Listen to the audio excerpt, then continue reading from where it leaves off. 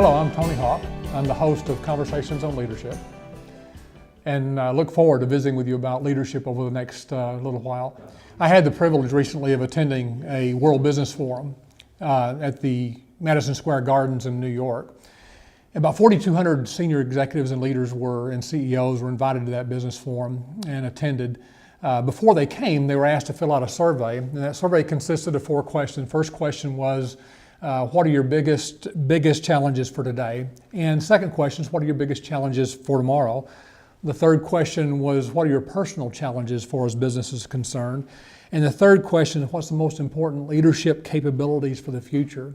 They listed 3 each in all those categories, but each one of those categories had the importance of leadership, getting the right talent on board, hiring the right people, retaining that talent, preparing the people, mentoring strong leaders, and getting the organization set to develop those leaders going into the future. You know, that information is really consistent with my own experience as an executive and an HR executive and organizational development coach. The leaders are concerned about hiring the right talent. They're concerned about that talent being successful and adding value to the jobs that they have.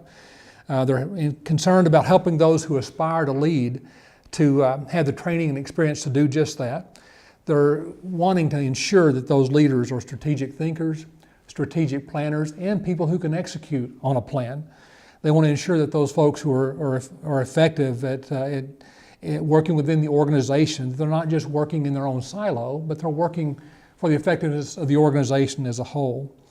They also want to make sure those leaders can build great teams, and they can lead those teams who can get things done as well. And then finally, they want to make sure that those leaders are coaching and developing the people on those teams to prepare them for the roles that they have in the future. You know, really what we're talking about is the art of leadership, isn't it? It's not just about casting a vision and motivating people and inspiring people.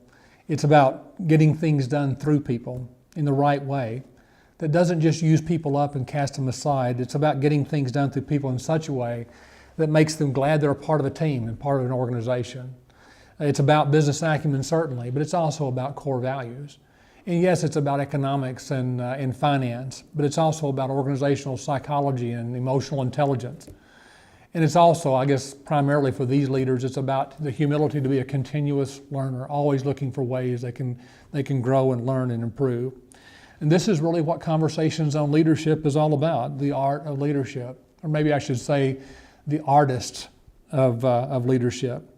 And there are some things common to art. The paint, if you're a painter, the paint and the brushes and the canvas, or if you're a sculptor, it's the tools and the chisels that you'll use and which stone you choose to sculpt, whether it be marble or granite or whatever it is you choose to sculpt. If you're a fly fisherman like me, it's about tying the fly and choosing the right hook and choosing the right feathers that you're going to tie on, or the hair that you're going to tie onto that fly and the right thread to make it really imitate the fly that's going to catch that great fish that you're looking for. But the truth is, every artist is different, and they get it done in different ways. I was talking to a CEO this week, asking him, actually inviting him to be a part of the show, and he said, "Tony, I'm not all that great on camera." And I said, that may be true, but you're really good at getting things done.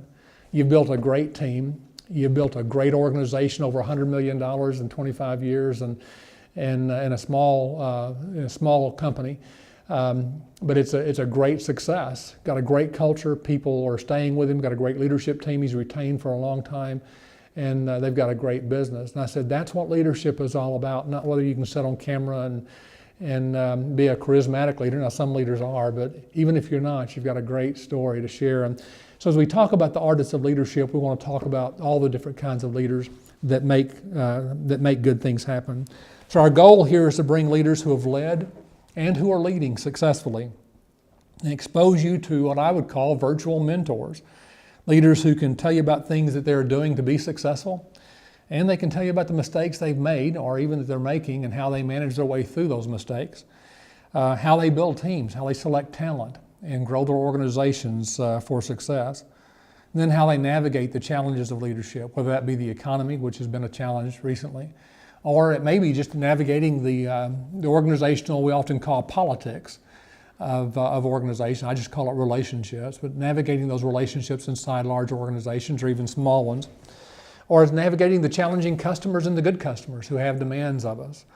And even the next challenge is, how do you balance all of that with what's important to you? You know, I'm a strong believer that people work in order to live. They don't live in order to work.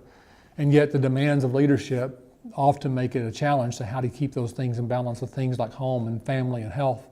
Those are the things we want to be talking about on what it takes to be an effective leader. So we look forward to learning together, to visiting with leaders, to you giving us feedback so we can learn from you as well. And we look forward to seeing you again on Conversations on Leadership.